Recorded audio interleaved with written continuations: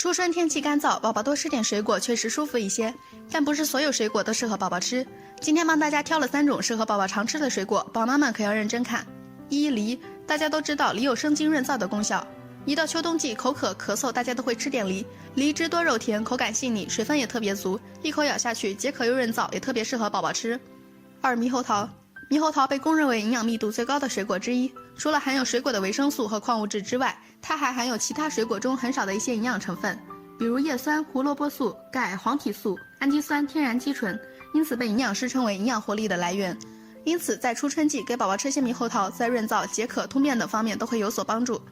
车厘子，车厘子这种水果贵也要吃，因为它对宝宝来说十分必要。宝宝到了6个月左右需要大量补铁，车厘子的铁元素含量非常高，并且车厘子本身就含有维生素 C， 和铁一起吃能够大大的提高铁的吸收率。